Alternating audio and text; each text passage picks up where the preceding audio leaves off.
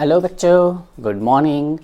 आज हम class 7th English lesson 4 में पार्ट 4 यानी कि लास्ट पार्ट देखने चल रहे हैं बच्चों। अब इस लास्ट पार्ट में बच्चों जो होने वाला है वो मेजर है working with the language.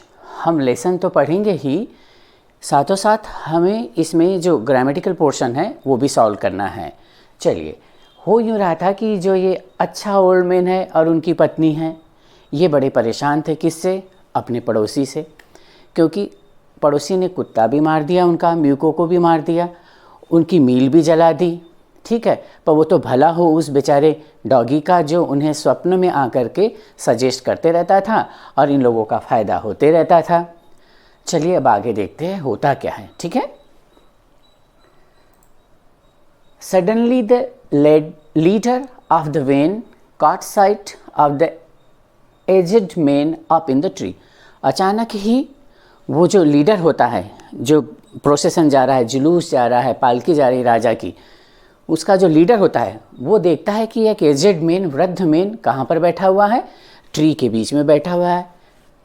He was about to call out him in an angry tone. वह उसे बहुत गुस्से में पुकारने ही वाला था, परंतु फिर क्या सोचता है वो? But seeing he was such an old fellow, पर चूँकि वह बहुत ही वृद्ध इंसान लग रहा था उसे, तो ही प्रिटेंड, वह ऐसा प्रेजेंट करता है अपने आप को जैसे not to notice him and passed him by, उसे नोटिस ही नहीं किया और आगे चल दिया। So when the daimio's palki drew near, तो जैसे ही डायमियो की पालकी जिसमें राजा बैठे हुए होते हैं, महाराजा बैठे हुए होते हैं, रानी बैठी हुई होती है, आपने देखा होगा मूवीज़ में, तो ये भी बैठे हुए होते हैं पालकी में, पास में आती ही है। So when the daimio's palki drew near the old man taking a pinch of ashes from his basket, तो ओल्ड मैन अपनी बास्केट से पिंच ऑफ एसेस लेता है, चुटकी भर, scattered it over the tree, और उस ट्री के तरफ स्केटर करता है, ऐसा छिड़क देता है। In a moment it burst into the blossom, और कुछ ही क्षण में, बहुत ही छोटे समय में वो ट्री जो है ढेर सारे फ्लावर्स आ जाते हैं उसमें, चेरी के। चलिए देखिए फिर क्या होता होगा बच्चों। The delighted daimyo ordered the train to be stopped and got out to see the wonder. तो वो डायमियो तो बहुत ही प्रसन्न हो जाते हैं, डिलाइटेड हो जाते हैं, बड़े हैप्पी हो जाते हैं, और ट्रेन को बोलते हैं रोको, और अपनी ट्रेन से बाहर निकलते हैं और calling the old man to him, और उस आश्चर्य को देखने के लिए उस ओल्ड मैन को अपने तरफ बुलाते हैं। He thanked him and ordered presents of silk robes, sponge cake, fans and other rewards to be given him, और आदेश देते हैं कि इस वृद्ध पुरुष को आप सिल्क रॉब भी दीजिए। वो ऐसा होता है बच्चों, सिल्क का टॉप से लेकर के नीचे टोस तक के हेवी कॉस्टली सिल्क का बना हुआ गाउन होता है। स्पंज केक आप बिस्किट कह लीजिए। फैंस, जो इस तरह का प्रोटेक्टर, क्या कहेंगे आप उसे, चांदा हिंदी में कहते, इस टाइप का एक फैन होता है। सायोनारा आपने मूवीज़ में देखा होगा। And other rewards to be given to him, और दूसरे इनाम भी उसे दिए जाने चाहिए, ऐसा आदेश करता है daimyo. He even invited him to his castle, कई लोग कासल भी कहते हैं। और जो डायमियो होते हैं उन वृद्ध पुरुष को जो विदर ट्रीज़ में चेरी के फ्लावर्स खिला देते हैं एक पिंच ऑफ एसेस से, उसे अपने कैसल में, अपने महल में, किले में भी बुलाते हैं। Meaning is given here. So the old man went gleefully happily home to share his joy with his dear old wife. वह अपनी प्रिय पत्नी के साथ यह आनंद वाला क्षण शेयर करने के लिए जाता है ओल्ड मैन। आगे देखें बच्चों फिर क्या होता होगा। But when the greedy neighbour heard of it, वो ग्रीडी, कोवेटियस एंड लालची, दुष्ट जो नेबर होता है वह यह खबर सुनता है। कौन सी खबर? कि वो जो नेबर है उसने चुटकी भर ऐश फेंकी चेरी ट्रीज़ पर, विदर ट्रीज़ पर, और वो तो बहुत ही फूल खिल गया उसमें। राजा बहुत प्रसन्न हुआ, राजा ने उसे बहुत इनाम दिया। तो यह खबर सुनकर के वो लालची पड़ोसी भी खुश हुआ। क्यों? क्योंकि उसके पास भी तो वो ऐश रखी हुई थी। He took some of the magic ashes and went out on the highway, और वह भी मैजिक ऐश अपने साथ में लेता है बच्चों, और हाईवे पे चला जाता है जहाँ से राजा की पालकी गुजरने को थी। There he waited until a daimyo's train came along and instead of kneeling down like the crowd, he climbed a withered cherry tree. There he waited until a daimyo's train came along. उसके एकदम पास में ना आ जाए तब तक कि उसने wait किया. इंस्टेड ऑफ नीलिंग डाउन, और बजाय कि इंस्टेड ऑफ बजाय कि वो नी डाउन होए, घुटने के पैर बल पर आकर के झुक जाए, उसने वैसा न करते हुए चेरी ट्री के ऊपर चढ़ गया. When the daimyo himself was almost directly under him, जब daimyo approx the covetous neighbor के ठीक नीचे ही था, daimyo under ठीक नीचे, at that time we use the preposition under. ठीक है, वो बाद में देखेंगे अपन. ठीक, तो जैसे ही वो उसके नीचे आ गया, वो तो झाड़ पर ट्री पर बैठा हुआ था. कौन? लालची वृद्ध पुरुष. और डायमियो गुजर ही रहे थे. तो जो ही नीचे जस्ट नीचे आए डायमियो, फिर क्या हुआ? He threw a handful of ashes over the tree. उसने मुट्ठी भर एस ली. उसने सोचा चुटकी भर में तो फ्लावर खिल गए थे, मुट्ठी भर फेंक कर देख लेते हैं होता क्या है. ठीक है. Which did not change particle, एक छोटा सा कण भी चेंज नहीं हुआ. The wind ब्लीव the fine dust in the nose, और तेज हवा ने उड़ा दी. ब्लो ब्लीव ब्लोन, उड़ा दी. उस पतली राख को कहाँ उड़ा दी? डायमियो के और उसकी पत्नी के नाक में भी और आँख में भी. फिर तो बच्चों आप सोच लीजिए क्या हुआ होगा. चलिए देखते हैं क्या होता है. सच स्नीजिंग एंड चोकिंग, छींक आना, एंड गला चोक होना, दबना. ठीक है, अपने आप में ही अंदर से दबना. It spoiled all the pomp and dignity. तो उस शो का, उस जुलूस का जो पॉम्प एंड शो था, जो दिखावा था, पूरा जो सीन था वो, और डिग्निटी वैभव, सभी को स्पॉइल समाप्त कर दिया. किसके कारण से? सिर्फ और सिर्फ उस लालची वृद्ध पुरुष के कारण. The man whose business it was to cry get down on your knees. वो जो आदमी कहा करता था कि अपने घुटने के बल पर झुक जाओ, चूंकि डायमियोस गुजर रहे हैं. ठीक है. सीज्ड द ओल्ड फूल, पकड़ करके, ठीक है, लाते हैं.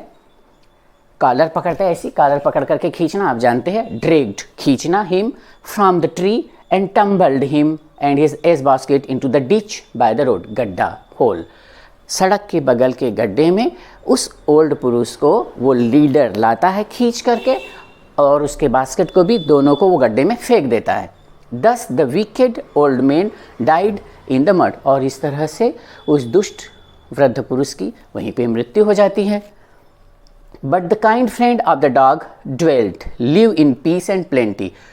प्लेंटीफुल, बहुत सारा, बहुत अच्छा. यहाँ पे बहुत अच्छा, बहुत ज़्यादा, और बहुत ज़्यादा खुशी, शांति से वह जीता है. दूसरा म्यूको का मालिक जो था वो. And both he and his wife, और वृद्ध पुरुष, अच्छा वाला वृद्ध पुरुष, और उसकी पत्नी रहते हैं बड़े अच्छे फ्रूटफुल ओल्ड एज में. मतलब कि ओल्ड एज नॉर्मली हम देखते हैं कि खुशहाल पूर्ण नहीं होती है, उसमें दुखी होते हैं क्योंकि इंसान से काम नहीं बनता है, पर वो लोग बड़े खुशी खुशी रहते हैं. ये तो हमारी कहानी थी बच्चों. अब आओ मिलकर के हम इसमें से ग्रामर पोर्शन देख लेते हैं. क्या है? Working with the language. Ravi, what are you doing? यहाँ पर हम क्वेश्चन वर्ड देखने चल रहे बच्चों. What, when, where, how, which, whose, whom आदि. ठीक है. Ravi, what are you doing? What, that means क्या, कुछ तो आप कर रहे हैं. एक्शन क्या हो रही है? व्हाट जब आएगा तो एक्शन पता लगेगी. एंड हियर मृदु is saying I am reading a book. Who, कौन, तो कौन के जवाब में कोई ना कोई का नाम मिलता है हमें बच्चों. ठीक है, कोई ना कोई पर्सन मिलता है. तो who wrote it? Ruskin Bond. तो हु का जवाब कौन मिलता है बच्चों. ठीक है. Where did you find it? आपको ये कहाँ मिला? तो इन द लाइब्रेरी, लाइब्रेरी में मिला. ये प्लेस बता रहा है. ठीक है.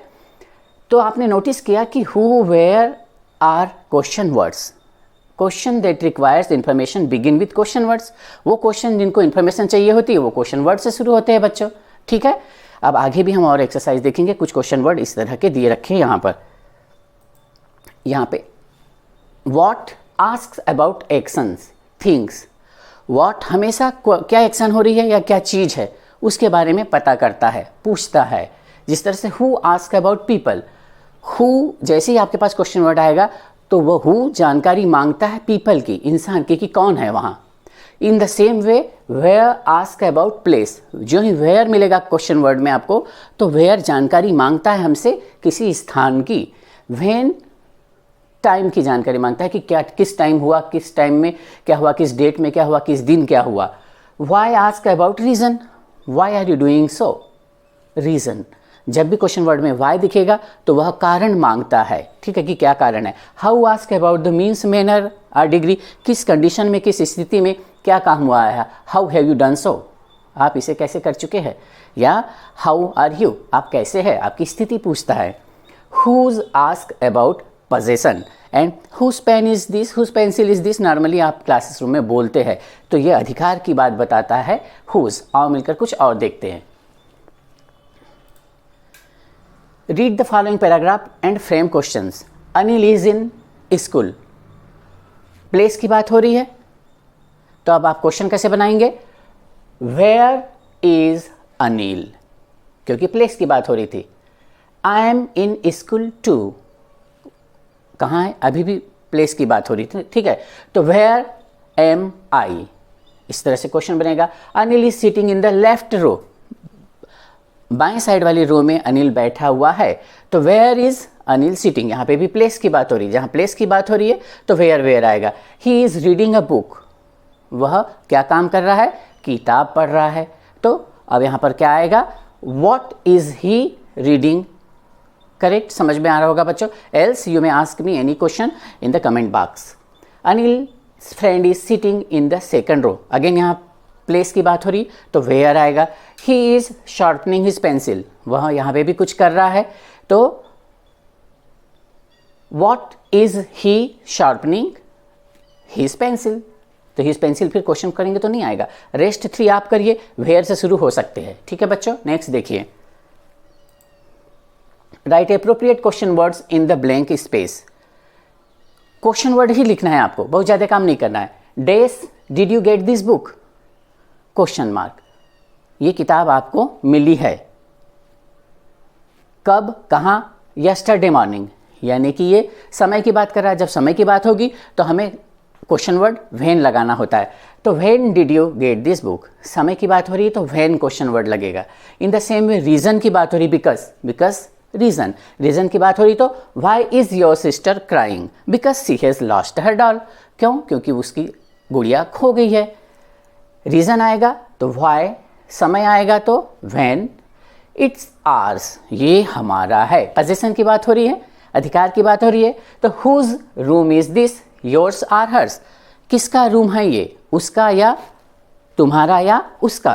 तो जब पोजेशन की बात होगी, आर्स, माइन, आवर्स, जैसा आप कह रहे हैं, तो हम पोजेशन की बात करते हैं, तब हम हुज का यूज़ करते हैं। Days do you go to school, we walk to school, it is nearby. यहाँ पे तरीका, मीन्स बताया जा रहा, माध्यम बताया जा रहा कि हम चल कर स्कूल जाते हैं, तो how do you go to school, by bus, by taxi, तो यहाँ पर how do you go to school. बच्चों आपको इतना क्लियरली समझ में आया होगा, आई होप सो। समझ में आना ही चाहिए, सिंपलेस्ट बात है। धीरे धीरे वीडियो को देख लीजिए, समझ में आएगा।